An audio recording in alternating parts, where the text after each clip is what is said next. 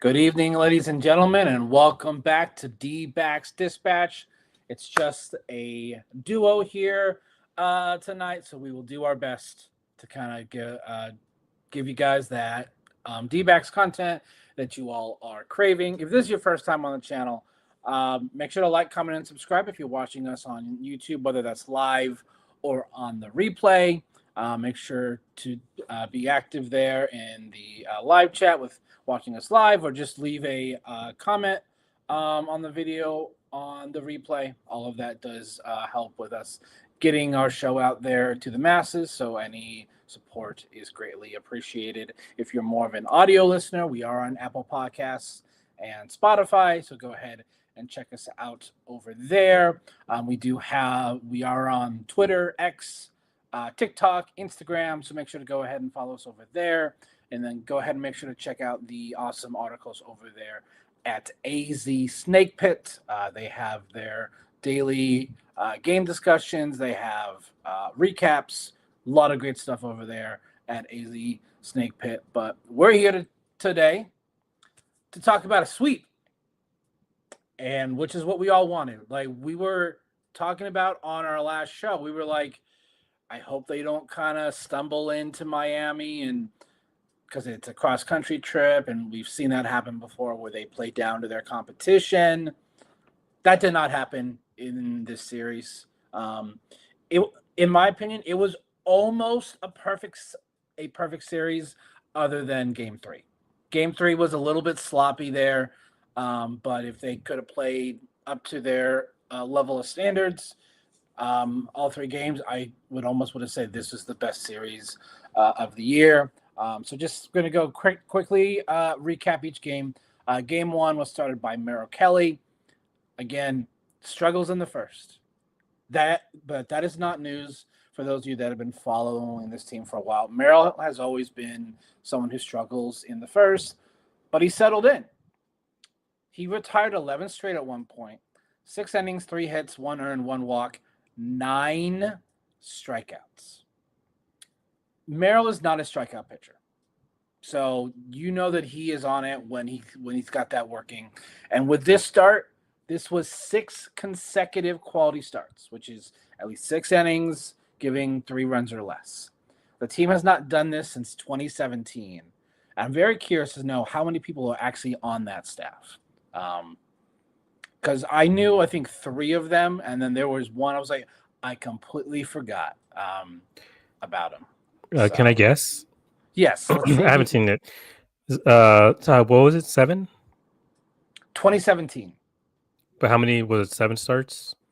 So no, 6. So it was 6. Okay. So ties the record. Zach Greinke, Robbie Ray, Patrick Corbin, Zach Godley. That's the one that I miss. You actually got that really. That was the one that I was like, I completely forgot. Was it De La Rosa? Was that his name? Nope. He's on the Phillies. Him and Marte. Oh, Taiwan. Yep. Taiwan, yeah. Okay, yeah. I completely forgot he was on this team. Yeah. Like the team is so different since then. Like, I completely forgot about Zach Godley, and then I remembered, oh yeah, he's the one that forgot, like literally couldn't throw a strike. Like there was a period of time where he literally forgot how to throw.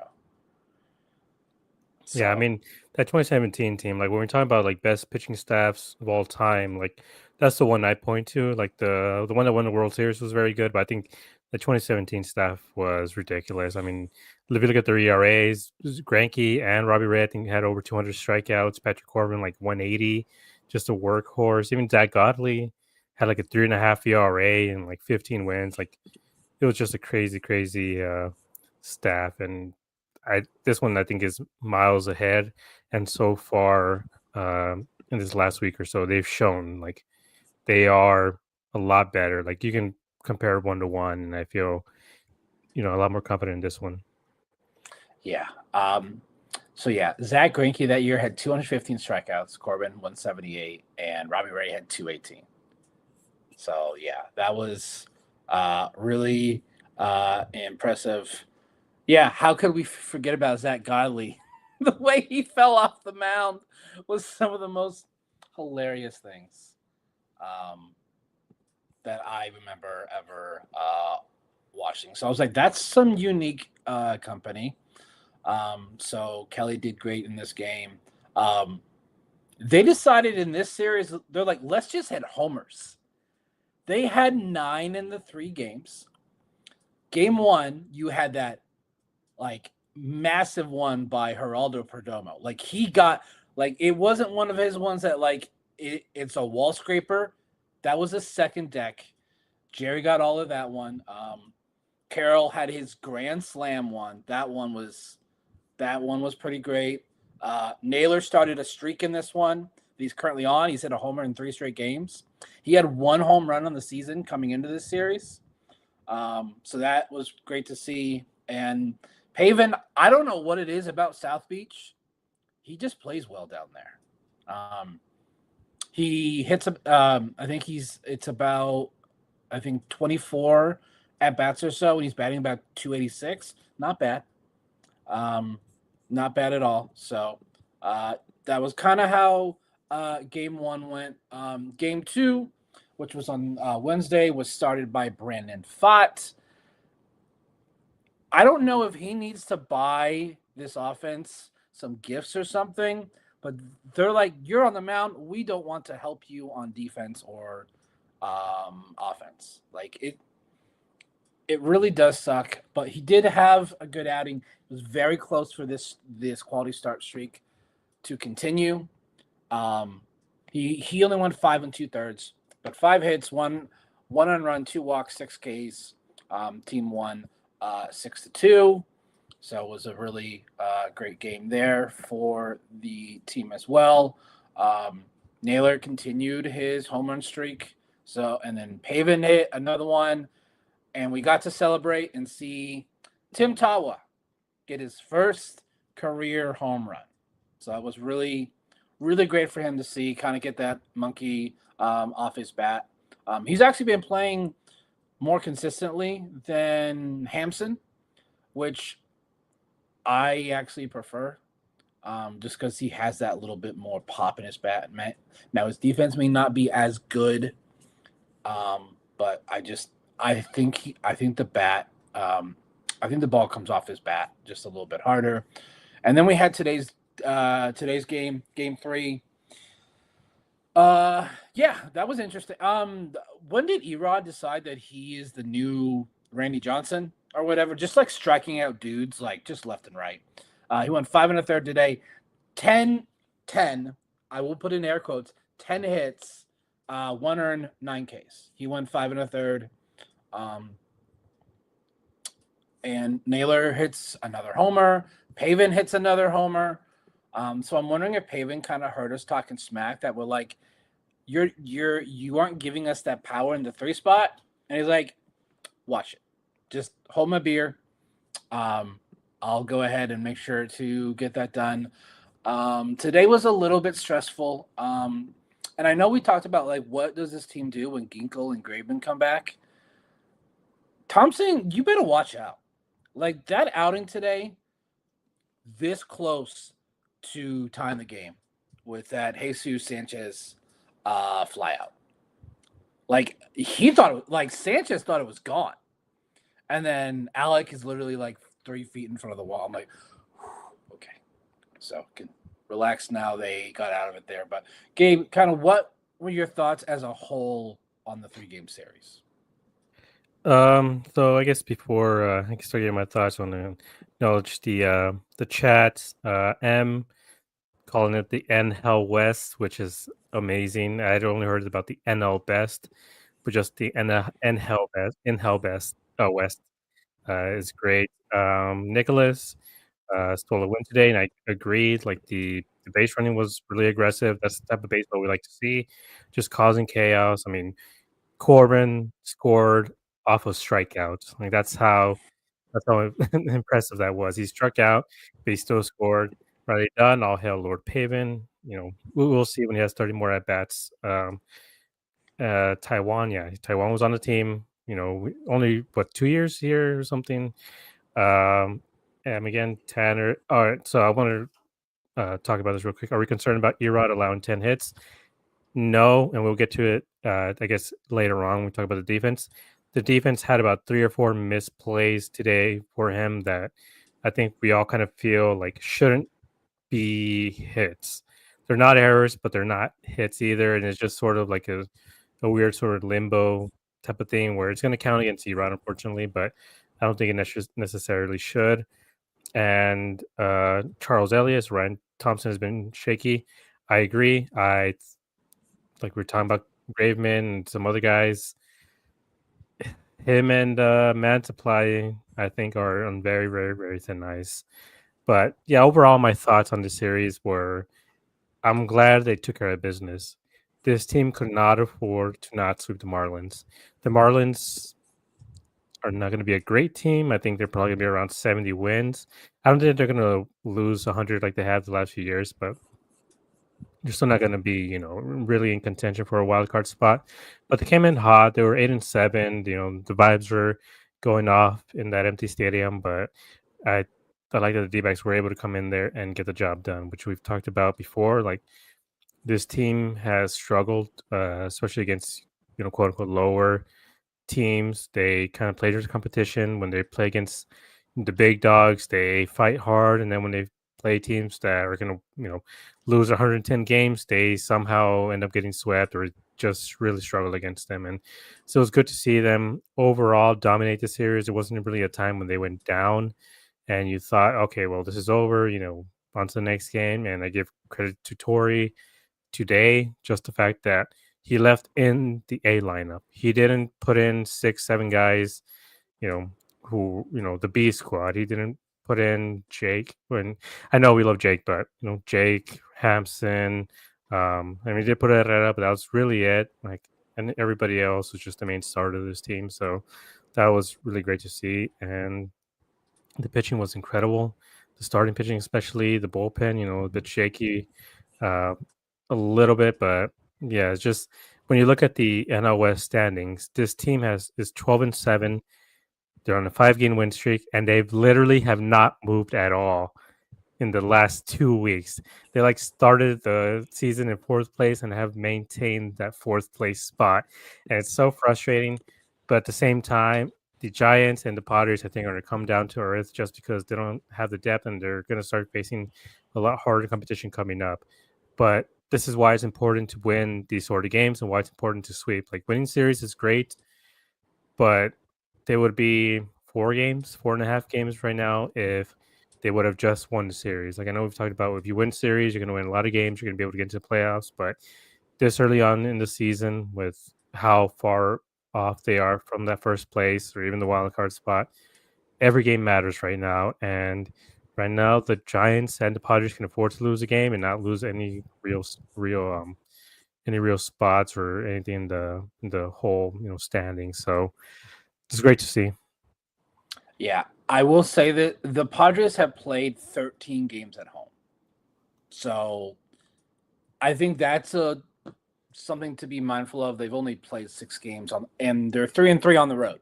So we just need them to get on the road, where it definitely looks like they don't play as well. Dodgers are the same thing. Dodgers have had 12 games at home, and they're 10-2. Giants, it's kind of the opposite. They've only had 2 series at home. They're 4-2. So, and then there's you really do feel for Rockies fans. Yes, there are Rockies fans. I know people like to joke that certain fan bases don't have fans. They do. Just because they're not vocal on the internet does not mean that these fan bases don't have fans. I mean, look at any home Rockies game. They pack that stadium in. Like that's kind of the weird controversy that's going on in Denver, where a lot of the big hardcore fans hate the fact that fans still show up to the games. and that they don't leave the stadium empty. But I'm like, at least they support the team. Yeah. I don't know. Like it is a really weird situation, and I feel bad. I mean, they have 3 wins on the season. But if you look at that roster, like it is not a very good roster, and that's the thing. It's the ownership is just not wanting to spend money because the one time that they did, Chris Bryant just decided he didn't remember how to play baseball anymore. So like I kind of get it, but I'm like that's one player. Like you can't let that kind of scare you off. So hopefully next couple of weeks. I mean, we're only 3 games back at first. We're 1 game back at the Giants. We're a game and a half back at the Dodgers. Like it's not like we're really far behind. We just need to keep playing how we've been playing. I definitely liked in this, like especially today. We finally like Corbin's like, oh, I can steal bases. He literally had I think 1 stolen base as of Sunday, and he had what 3 today or 2 today. Yeah, it was 3. Okay, yeah. So yeah, like he just like and like I think offensively everyone came to play in this series. 9 homers in total. Naylor had 3 of them himself. Now they were all solo homers. So, but again, Naylor's also still getting on base. He had 2 walks in this series. He was 4 for 12 with 2 walks. Like, go and look at Christian Walker's number. Like, I know this fan base loves Christian Walker. I do too. I appreciate everything that he's done. But please, like, yes, he's had a cut like 2 misplays at first on defense, and that was early in the year. He had a phenomenal play yesterday on defense that I was like, okay, he is making improvements because I was worried because it was a toss play, and I was like, please don't mess this up. And he did a very good job getting that ball over to J Mart. So he's definitely improving. Like it's like I know that my main thing is I'm like Pavin's not very good. I want him to prove me wrong.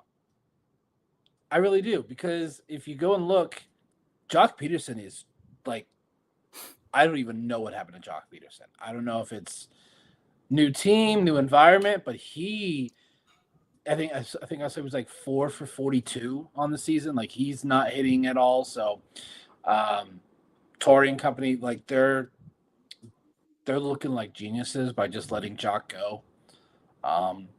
Jerry was 3 for 12 in the series.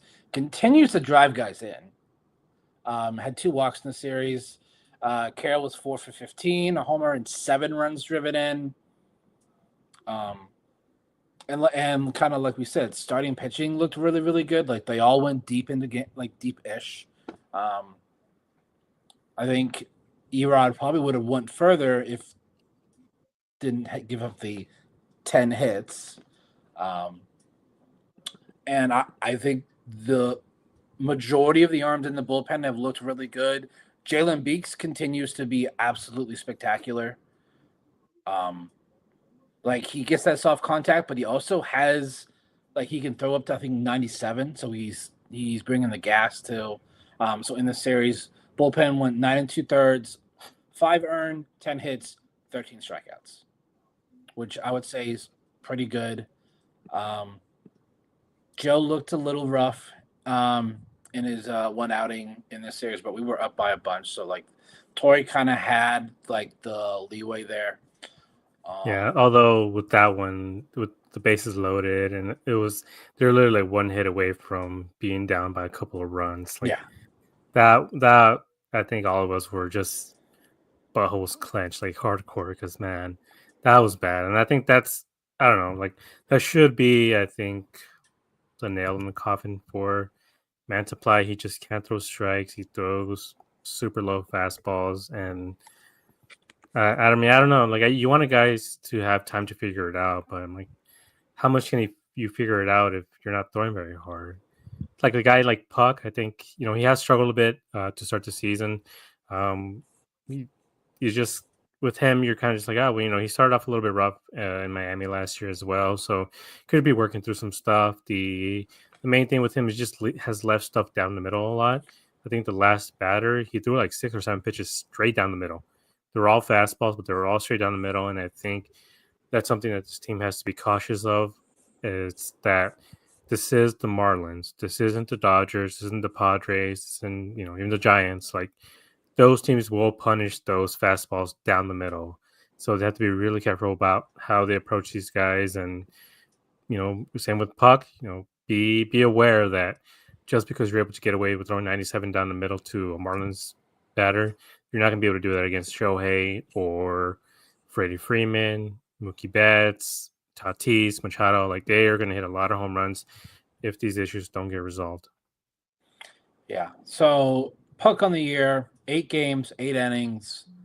His ERA is at 3.38. He has 4 saves, but I feel like every save opportunity has been a little bit nerve-wracking. Like it hasn't been as seamless as we see when it's J-Mart, and I really wish Torey would just come out and just make J-Mart the closer. Like J-Mart's ERA is 0.77. His whip's like 0.5. Like J-Mart has been absolutely amazing, and I didn't agree with the decision today to usually, like, I get what he did. Like he needed 1 out, so he's like, I got to go to my best guy. But I'm like, you kind of burned him there because now you can't use him for the 9th inning. And Puck ultimately got the job done. It wasn't very seamless as you would like to see from a closer in the 9th inning. Also, Puck's whip is like 1.25. So it's a little high for me for a closer. Like if he's your 7th or 8th guy, like I'm fine with that whip. But if Torey's going to have him be again, we don't have a closer right now. It is going to be he's still doing the matchup base, game by game. So like, it's going to be, I hope Torey has a plan in mind and he's not just taking this game by game.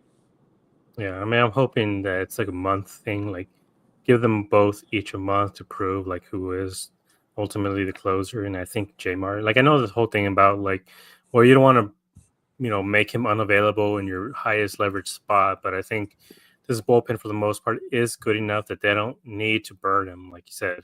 Like today, when Thompson loaded up the bases, I don't think he needed to use J-Mart necessarily. He probably could have used Beeks in that situation, and he burnt. I mean, J-Mart also he got squeezed on 2 pitches. He was painting corners, and the umpire was just not giving it to him. Like overall today, and I think talking about Erod's 10 hits, he had to throw so many extra pitches because man, this umpire today was terrible. Just missing so many balls in the zone, outside the zone, even to the Dbacks. Like there was a couple. I mean, Perdomo got struck out on the pitch, like throws 3 or 4 inches outside the zone. It was just terrible today. But I think you're right though about Puck. Like you want the closer to be as much as possible lights out. And it seems every time he's gone out for a save, he's let on at least one guy. I mean, I think the game on Sunday, he had 2 guys on or 1 guy on. He did strike out the side, or he did get 3 strikeouts, I should say. He did have like a couple guys on, and it was very close to, getting away from him. But, I mean, he is a veteran. That's kind of what they do. If they get guys on, they're usually able to work out of that. And, we like seeing that sort of thing. But overall, I think at some point or another, we're going to have to establish actual roles for these guys because you can't just keep dicking around, especially with a guy like J-Mart, where you're like, okay, now you're in the 7th inning. Okay, now you're in the 9th, or you're coming into the 6th, like whatever it is. You're getting 1 batter in this inning. Like you can't do that with a guy as amazing as J-Mart. And I think to a certain extent, it's maybe kind of a hindrance to his development. Like he is just closer of the future. And you got to make him at some point the closer. Yeah, I personally think that so far, like this year, he has earned it because every time he comes in for a save, like he's gotten the job done, and it hasn't really been like stressful. Like Puck it just feels like every time he's out there, like he just doesn't look comfortable on the mound. Like it looks like he's not confident in where he's throwing it. And so that's the thing that kind of worries me the most when he's kind of going out there is he doesn't know where the pitch is going to end up. So hopefully he kind of figures that out, or it could be a role like these guys don't know their roles. So I kind of hope that Torrey by probably the next 2 or 3 weeks makes again. He doesn't have to tell the public what his intentions are, but like I want to see like J Mart out there for the ninth, unless it's like one of those things where like it's the eighth inning and say for the Cubs, you got like Kyle Tucker, Dansby Swanson, like those situations. I probably would be okay with J Mart coming out because then say in the ninth you have their 7, 8, 9 guys. Like that I understand because you have other guys that could take care of that. Torrey is yes, he loves his splits. He loves his splits until he suddenly doesn't. Like we talked about that other game where J Mart faced 3 out of 4 lefties and Puck faced like 3 out of 4 righties. And even today, Brandon fought. He did have a lefty. That's when Torrey took him out. He had just faced another lefty earlier in that at bat. He had gotten out of lefty. He got to whatever his name was, also a lefty. He was 0 for 2 against them, just couldn't make no contact, and he took him out. And I was like, they just left him in for the one batter. Like I don't know, they had a good enough lead, I think, at that point, but it was whatever. But I think we're gonna give the crowd what they want. I think it's time we talk about Pavin Smith.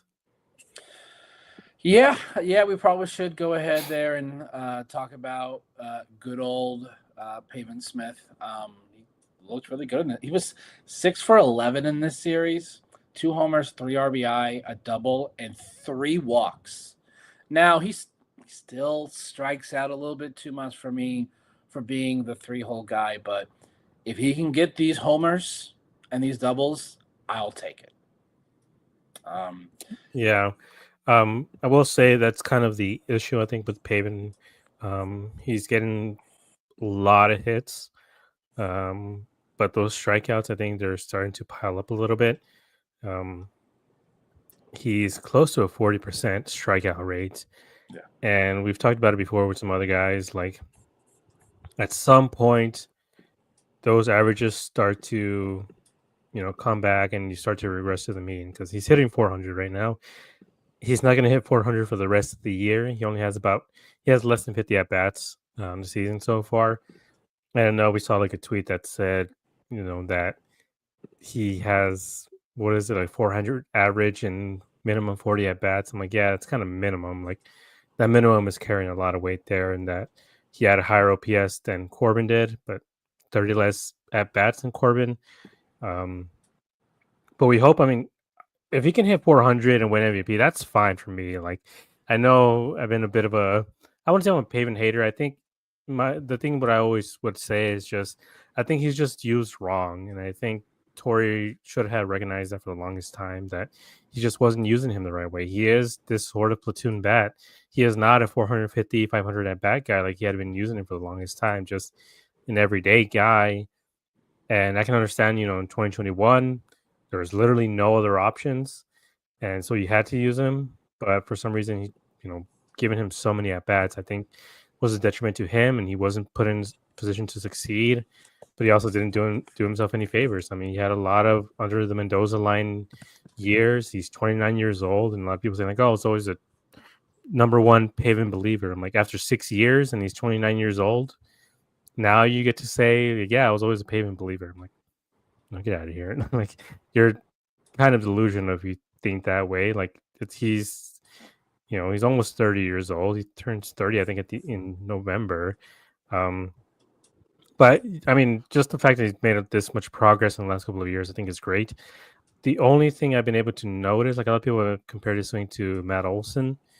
I would agree, but the one actual stat I've been able to find is just his bat speed. Usually, bat speed when it goes up, like there's a Mark DeRosa breakdown of Corbin Carroll. His bat speed has gone up like 3 or 4 miles an hour for this year. That's why he's been able to just barrel up and destroy balls. Pavin's has actually gone down. Pavin was around 73, 74 miles an hour to start his career. He's at 70. He's at 71. 71. That is interesting to me. Like I said, usually a lower bat rate or lower bat speed means, you're striking out a lot more. But I think with Pavin, it just means he's able to keep his barrel in the zone just a little bit longer. And we saw today with that changeup that he hit for a double where Perdomo scored, he was just able to get his bat just barely in the zone long enough to be able to hit it. And I think that's kind of the issue with Corbin. He's been striking out a little bit more often than normal. And I think that's what it is. They throw the changeups, and his swing is just too quick for it. So he needs to adjust to that. And same with the curveballs. It's just a little bit too quick for them right now. But I think he's going to be able to adjust. And with Pavin, his strikeout rate is the main thing that worries me. I mean, he has a 600 BABIP right now, like just something ridiculous. So at some point, it is going to average out, and hopefully they're able to protect him a little bit. Again, we talked about it earlier in our season preview. 150 to 200 at bats, I think, is perfect for a guy like Pavin. Grichuk didn't really get much playing time, so maybe we'll see him a little bit more in Chicago. I mean, I think Torrey right now is every time that there's a righty on the mound, it's Pavin at DH, which right now it's working. So he has 47 at bats in 19 games. So, he'll probably be closer to 300 at bats, which if he keeps up this pace that he's on, I'm completely okay with that. But we've seen a lot of times where players start hot in April and May, and then when the dog days of summer come in July and August, they tend to regress a little bit. We've also seen it the other way around, where guys start cold, a.k.a. Gino and Gurriel, who Gurriel has, I think, looked better. His average doesn't look like it, but I think he's having better at-bats because he stop swinging at the first pitch, and you'll be good. He had a really good at-bat in Game 2 on a Wednesday, was just fighting off pitch after pitch after pitch.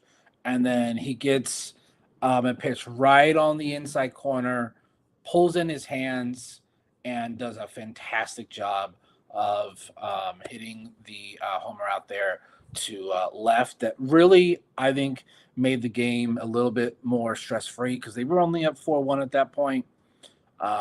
Hits this homer into, you could say, the second deck. They don't really have a first deck there in left field. So this team needs him to start hitting well. It needs to be one of the two. It needs to either be him or Gino.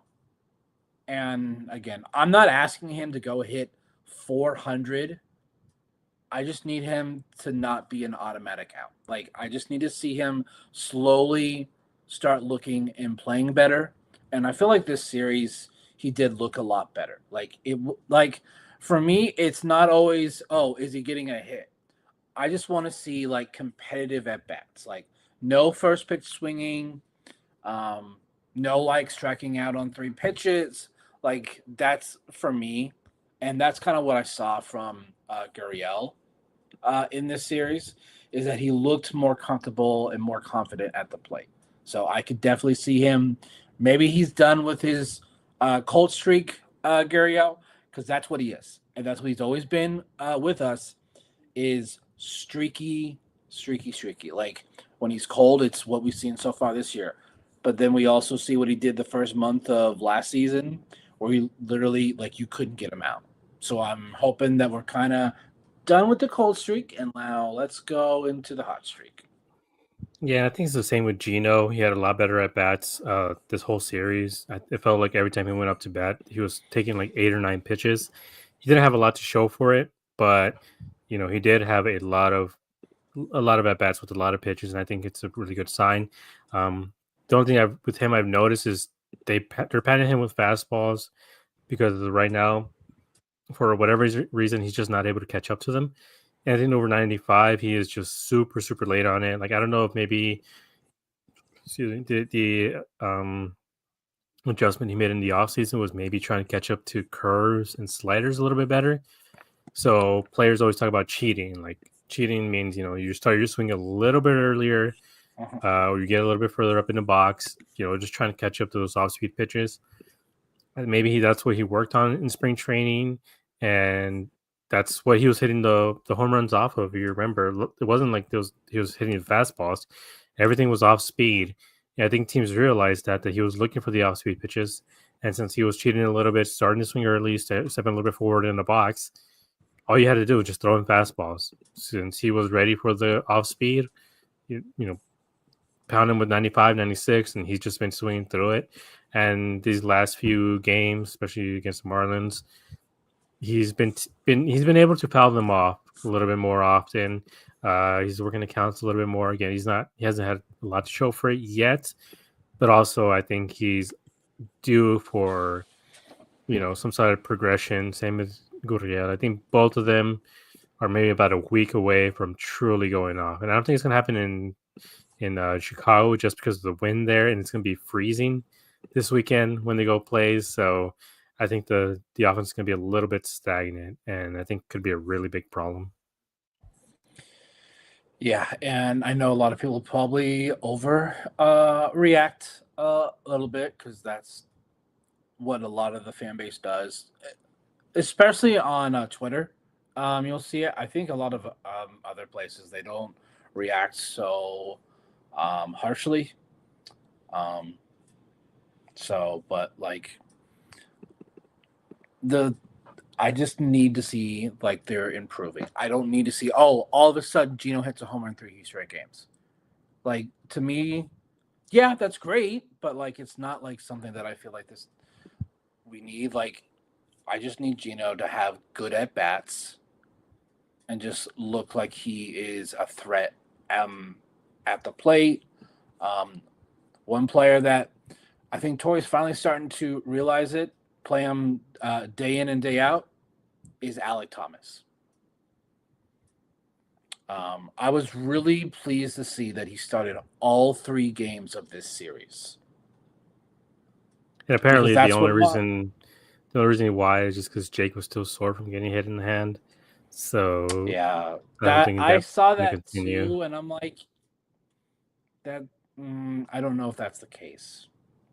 Completely, I feel like Alek has done enough to warrant playing day in and day out. So we'll see. What I wouldn't be surprised if Jake gets a start in this Chicago series. Now they are facing all righties again, so I would really like if Tori just let Alek play day in and day out, unless he wakes up one day and he's sore, type of thing. Yeah, kind of give him a day off there.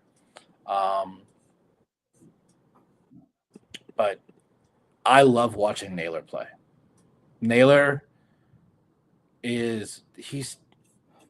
just brings a different like sort of like how we talked about vibes with the team, kind of how we had with like Domo and Alek and stuff like that. Naylor brings just like a different vibe to me. Like he really is replacing what we lost with Christian Walker, and it's that leadership. Like I really do feel like I think he has a little bit that like that dog in him, the same way as Jock had, just sort of like getting into the other team's minds. Just taking his time. Right from the beginning, like making the opponents wait a little bit longer. Like it clearly has gotten into their minds a little bit, and like what we saw the other day when they walked him to get to Naylor, and he was like I know who I am. And so then he just rips a single or double, whatever that was, scored, cleared the bases. Like I love the guy so far, and I know we're gonna miss a lot of Walker Stevens, but I think when we got him, I think that's something we talked about. It's like this is a guy who can hit 30 homers, he can hit 40 doubles or so. And so far, that's what we're seeing. And out of everyone, he's been kind of like him and Corbin have been the most consistent batters in this Yeah. lineup, and especially with the amount of at bats. Like I know, talk about Pavin, but Pavin only had, like I said, he has about almost half of the at bats that they have so far. So as of right now, Naylor doesn't show any real sign of stopping. And I think once Gino and Gurriel start getting it going, teams are going to fear them because as of right now, that 5 through 9 is just kind of a pit of despair, other than maybe when Alec is in there. So once those guys start hitting, I think Naylor, he's already walking a whole bunch. I can only imagine how much more he's going to be walking when Gurriel and Gino are both on, and even when Cattell comes back. I mean, there's not going to be a lot of holes in that 1 through 6 or 7 once these guys are clicking. Yeah, it's going to be interesting to see how Torrey addresses the top of the lineup once Marte comes back, because Jerry has or he did going in today, have a higher OPS than Bobby Witt. Like, and it's because he's hitting these homers. He has, I think, was the one the other day. I think that was 3. So I feel pretty good about my whole 15 homer season for Perdomo. Outside that one defensive play against the Cubs where he threw to second instead of throwing to first, he's been great defensively. So I kind of want Torrey to keep him at the top of the lineup, but I could see him putting him back in the 9 hole so that 5 through 9 isn't such a drop off. Yeah, I'm going to be really curious what they're going to do with him, because it seems like giving him more at bats just means he's been hitting a lot better and he's handling the pressure a lot better. I think everyone else thought so.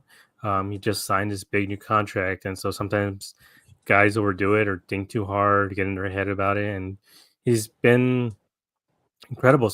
Like this season, he has the highest WAR of shortstops this season, and it's not even close. And he's just been so much fun to watch. He's taken us so many walks. He has struck out a little bit more this series. I think he like quadrupled his walks, his strikeouts, just because he struck He had out like 4. 4 times. Yeah, he had like 1 or 2, and he struck out 4 times. So he just tripled it suddenly. But still, 6 to like 20 walks or so, whatever it is. He's been such a delight to watch, and I mean, he is a huge vibes guy, and we clearly missed him last year at the beginning of the year. His defense as well. We had so many errors, and I think maybe now we can get into the defense issue that we were talking about earlier. Yeah. This whole defense issue continues to plague this team. Like, this team is notorious for having good defense, or that's what Torrey wants on this team. It's why certain guys are on the major league roster, because they play good defense. There were at least 2 hits today that should have probably been errors. The one with Tim Tower there, where he kind of slid and then the ball like bounced off of him. And then there's that fly ball to right that Carroll, I don't know if he couldn't see it because of the sun or what, but you could tell Erod was kind of pissed that he didn't make that play.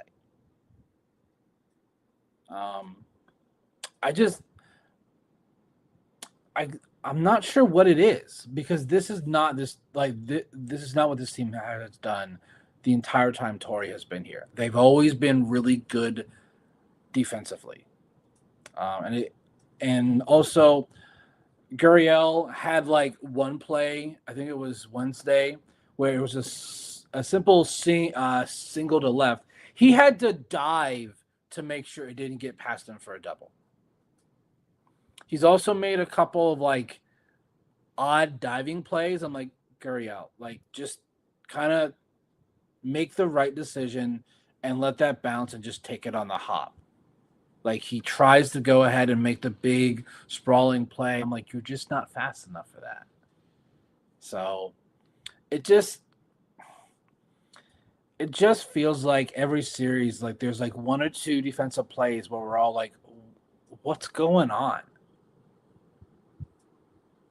Yeah, and the thing is, it's come back to bite them. It's not like, oh well, this error didn't matter in the end. It always seems to bite this team because that's when they score. I believe Erod had what, one earned run. They scored 3 runs on him today, one earned run, like, and that was even the other. I believe with the Yankees when he struck out like everybody. He also had like one earned run and like 3 or 4 runs against them. Um, and it's not just him; it's everybody. Brandon Pott had a few of those. Like if you look at Brandon Pott or even Erod's, if you look at Erod's FIP and his ERA, it's like 2 runs of a difference. It's not close, and it just shows you how bad this defense has been. They've been making really good plays at times, but overall, I think this defense has been really lacking, and they really got to shape up. And this was a problem last year. But last year, Perdomo was hurt and Alec was hurt to start off the year.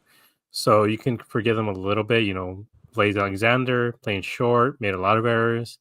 Cattell had a couple of errors. The outfield had a lot of errors. And I don't know. I truly don't understand how this team at times can look elite on defense and then suddenly crumble. Because that's how it looked. Like they were fine, and then suddenly it was error after error after error, letting these guys back in. And this is what I've been mentioning. Like against a better team, you don't want to give them second chances. You don't want to give a team like the Dodgers or the Padres a second chance, or even the Phillies. If you are going to get out, 1, 2, 3 innings, suddenly, you let on Trey Turner, then you got at that point Trey Turner, one of the fastest guys in baseball, again, and Bryce Harper at the plate. And do you feel confident you're going to be able to get Bryce Harper out, or are you pissed off that you couldn't get Trey Turner out? And I think at some point it is going to really, really come back and bite this team in the ass because you can't keep doing that and expect a lot of success. Yeah.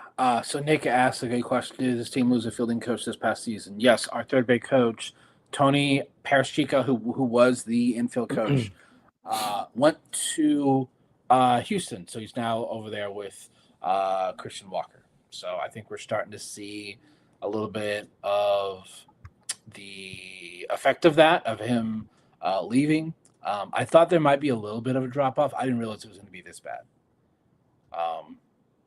So we'll just have to wait and see. I know I'll sound like a broken record, but it's still early, and I think this is something that the team can fix. I just hope that they do, and it looks like so far they haven't, because it looks like it's the same. Like it's just like same stuff. I think it was it? No, it was yesterday. Tawa had that play at second where it looks like he didn't catch the ball. It looked like he caught it and then he lost it on transfer, but they ended up challenging and saying that he never had the ball. So it's mental errors like that I know drives Tori crazy, drives me nuts. Like just like simple fundamentals drive me freaking nuts.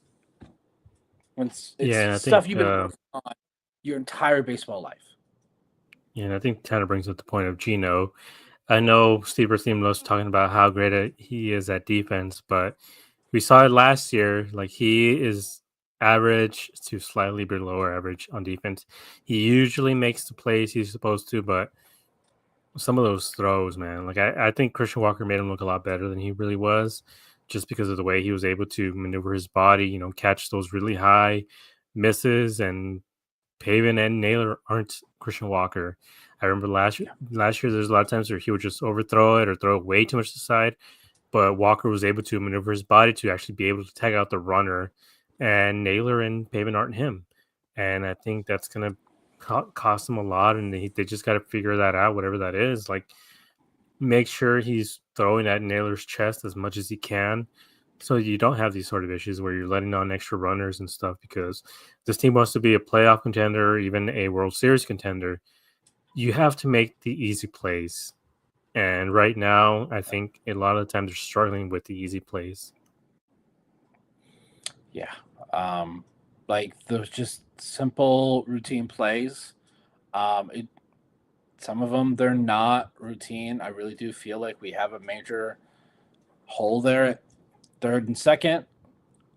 We know second's going to be fine, hopefully, here in the next couple of weeks with supposedly Marte coming back. He's already started really ramping up. I think he was seen on the backfields at Salt River, I think it was yesterday, getting ready to go. So hopefully we see him. I'm still on the May 1st. As long as he's back by May 1st, I think we're going to be okay. And all three of us on this pod, we want Jordan Lawler up here so bad. Like there's no reason, like the way that he's hitting right now, he's also playing really good defensive. Like he had that amazing defensive play, I think, just the other day. But the team has said like the next time you call him up is it's gonna be for like that's it. Like he's gonna stay up here. So I just don't think they know what their plan is with him. So that's why I they're don't think not so bringing either. him up. I think that's kind of the issue. Is I don't think they have a concrete plan of where they're going to put him. I think if anything, they're probably hoping that there's some, not hoping, but if there's some sort of big injury to a guy like Gino, I think that's probably when they would bring him up. I thought it was a perfect time to bring him up when Cattell got hurt because Hampson, he somehow has that 400 on base, but he's batting like 120. He's not been the best on defense. Basically, he's walking and that's it. He's not getting That's it. hits.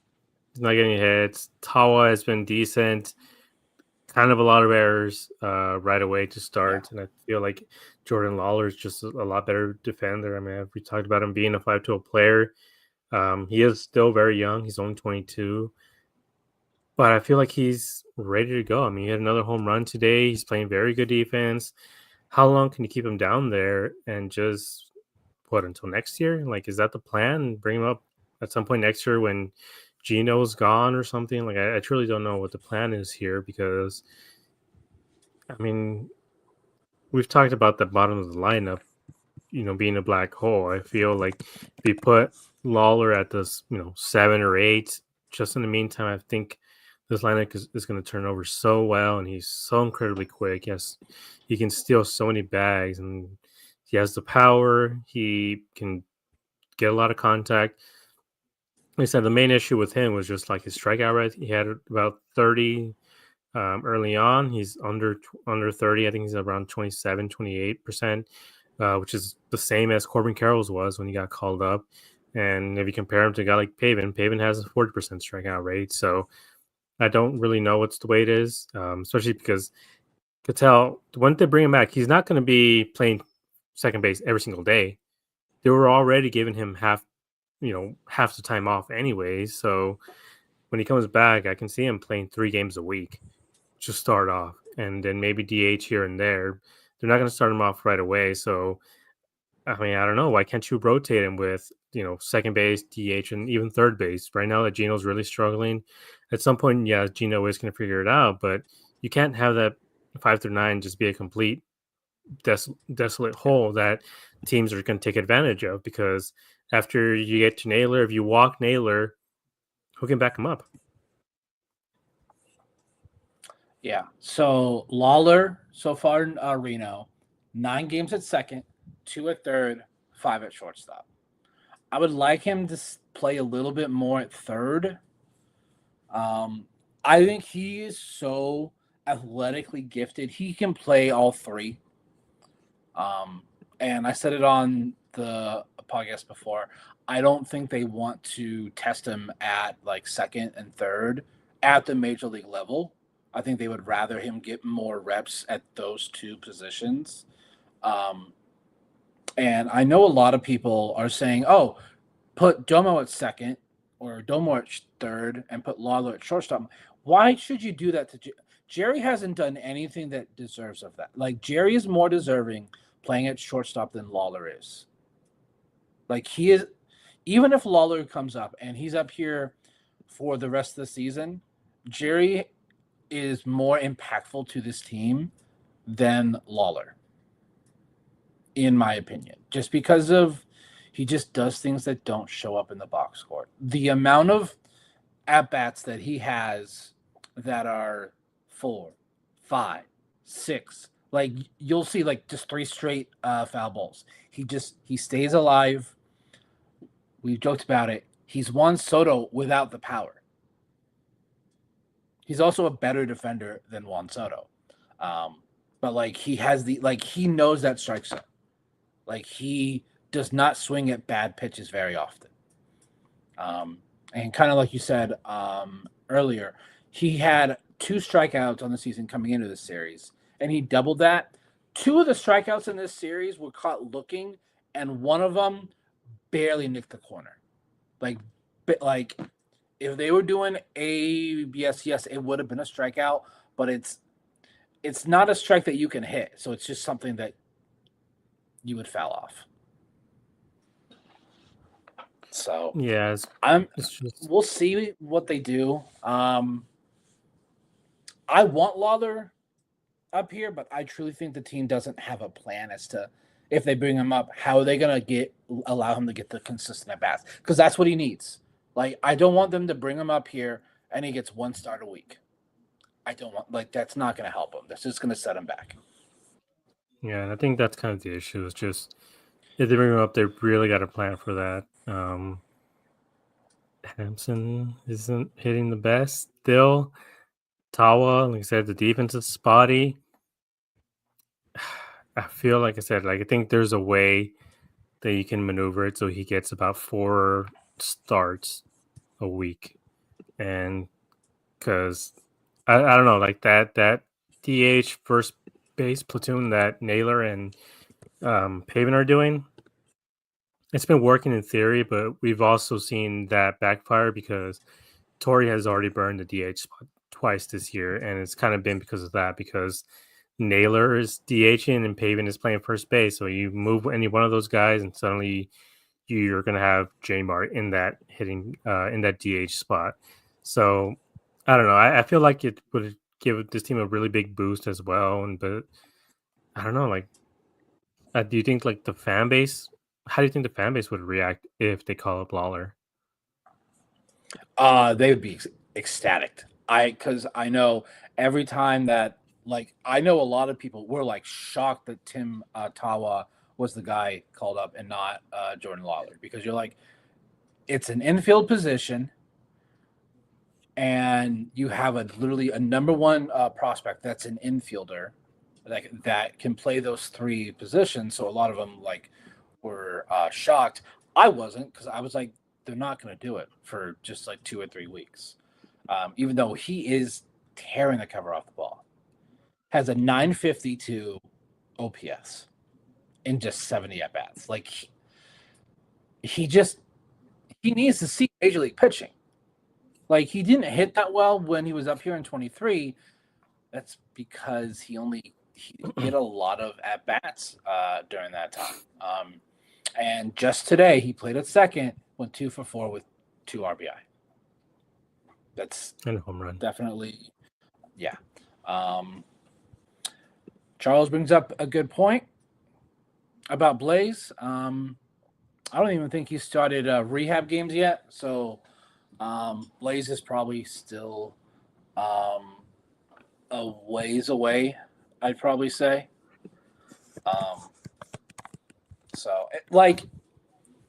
Blaze and Tim Tawa have had their starts are very similar. Blaze was hitting the ball really well, but he would have those defensive miscues, just like Tim Tawa has. Tawa in the minors this year, in 23 at bats, had a 1.419 OPS. Now that was in a lot smaller sample size, but that's pretty good. That's why he got the call up. It wasn't that Lawler wasn't deserving. It's just age-wise, it made more sense because Tawa was 26 years old. Yeah, but at some point, this team is going to have to call up Lawler, and like I said, like with how badly that bottom part of the lineup is struggling, I feel like he could be the injection of life that they really need. And I, I mean, I'm sure you remember when Corbin Carroll got the call up in 22 in September. This fan base kind of went nuts. It completely changed everything, and I felt like, that season they only won 76 games or so. But when he got the call up in September, there's still like 10 games under 500. But he came up, and then they had that game against the Phillies where they had that big comeback. He had the double and everything. It felt like a complete vibe change and a complete change in this organization. It felt when he came up where everything felt different at that point. You were like, oh, okay, the D-backs are here, and they're, the projections had them at 2024 to compete, but 2023 is going to be their first year. Like, kind of had that Braves thing going on with them, and then Yep. they made the World Series because of that. And I know they didn't make the playoffs last year, but they're still competing for the championship. And I feel like Lawler needs to be a part of that. Yeah, he definitely does. So we'll have to wait and see if he comes up here. But we're just going to do a quick series preview as we have the Cubs this weekend. Every single game is an early game. All three games start at 11 a.m. Arizona time. So all kind of in the middle of the day. The three pitching matchups are Corbin Burns versus Colin Ray. Tomorrow, Saturday, is Zach Gallen versus Ben Brown. And then we got Merrill Kelly versus Jamison Tyone. So the team split the first series 2-2. So we kind of talked about it. Like the Cubs could be one of those teams that are kind of threatening for that wild card at series end. So having the tiebreaker over them in a 7-game series is going to be huge. So they just got to win the series. Sweep is great, but you definitely need to win the series because I don't want this to be like last year where we look back and it's the middle of September and us and the Cubs are like neck and neck with each other and they won the series. So now we have to finish with like at least one game better. I don't want us to have to have the fate of our postseason in another team's hands. I hated that last year. Pissed me off so much. Yeah, and I agree with you. I think anything other than a series win is going to be a failure, because this is it. You're not going to face the Cubs again at all the rest of the season. This is the last series you're going to face off against the Cubs. This is the last time you're going to be able to decide your fate against the Cubs. The Cubs are going to be a very competitive team. They added Kyle Tucker. Kyle Tucker is playing like an MVP / All-Star this season. So, I know they lost Steele, but they can always make moves at the deadline as well. So you don't know how truly competitive the Cubs are going to be. I mean, they could go out and win 90 games just because of how garbage that division is.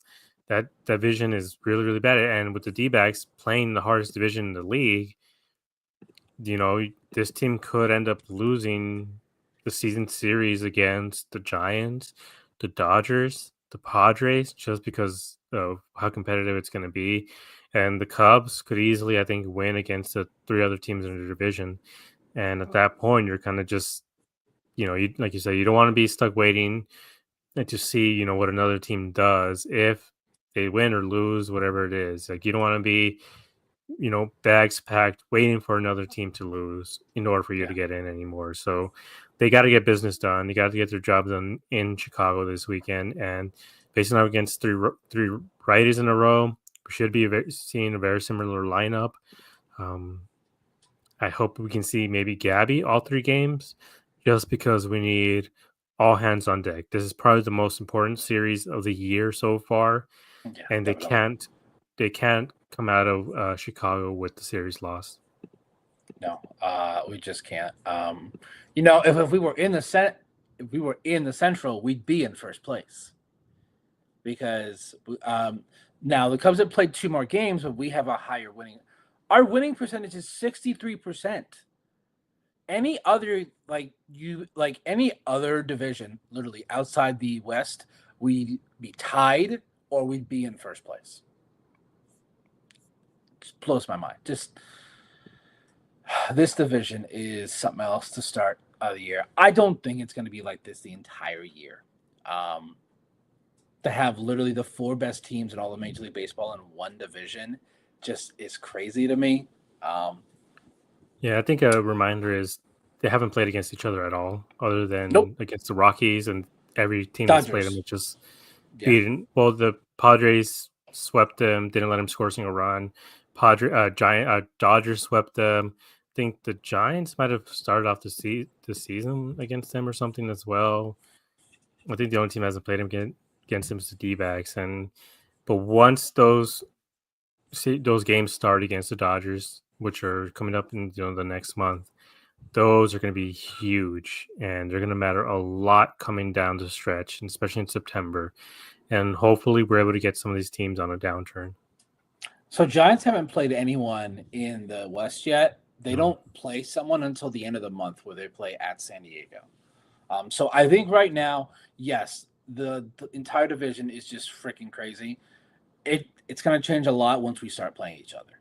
And that's when those games are going to matter. And D-backs, you need to sweep when you play teams like the Rockies, when you play teams like the Pirates. Like those teams that you are clearly better than, you need to beat them. So we'll definitely see. I mean, teams on a 5-game win streak right now. Their record's pretty much the same on the road as is at home, which is what you like to see. So I'm just hoping for a series win. I really want Burns to have a true, complete, good outing. He hasn't had one yet. He's had some of them where like he's been good for a part of it, but he didn't finish strong. He's had one where he had like one bad inning. Like I would really like to see a truly great like 7 innings, 6 strikeouts, 2 runs. Like that's what I want to see from Burns tomorrow. Yeah, I mean he's had a quality start, I think twice or once, but you want to see that 7-inning shutout ball from Corbin Burns. What they're paying him for, a 5 innings, 3 runs. That's not a man who's worth 210 million, whatever they're paying him.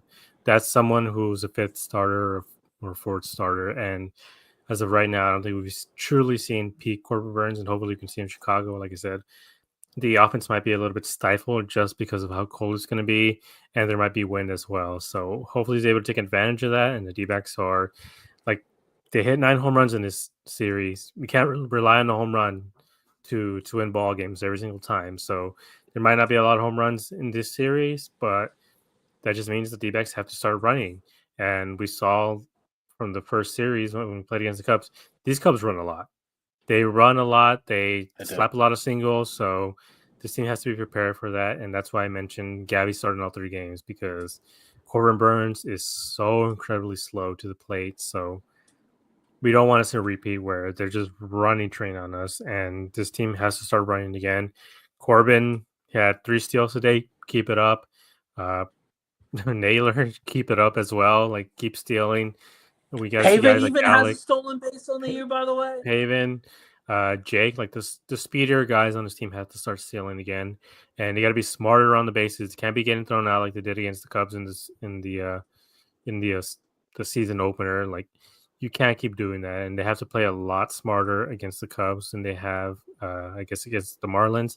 Like we mentioned, the bullpen kind of got bailed out a couple times by the fact that the Marlins aren't the greatest team, and again, I feel like this is going to be a little bit of probably another 3-hour and 10-minute game every single game. Yeah. So, let's just hope for a series win. I want to say thank you to everyone that was watching us here live. We appreciate the support, everyone in the comments. Nicholas, Tanner, I saw Bubba in there. I saw Riley in there. Charles. We appreciate everyone that was watching us here live. And if those watching on the replay, we do appreciate the support. If this is your first time checking us out, make sure to subscribe to the channel, hit that notification bell. That way you do get notified every time we go live when we do these series recaps. Make sure to like the video, comment, share these videos with your friends. If you have friends that are D-backs fans and they're looking for just people that talk about the D-backs, make sure to send them one of our recent videos. Make sure to check us out on Twitter as well. Gabe had one today with Jerry when he was on the railing that I died. That one. And then it looks like you found your meme for Naylor. Spot on, by the way. Absolutely perfect. I got to work on some more Naylor ones. So I just think we need more of him to see his actual personality, kind of like you said in our group chat. So, and then if you like talking ball, make sure to go ahead and check out our Discord. It is free. You don't have to pay. The join link is in the description of the video. Make sure to check us out over on AZ Snake Pit as well. We do have our articles over there. There are also other like game recap articles, other just great articles in general about the D-backs. We will see y'all in the next episode of D-backs Dispatch.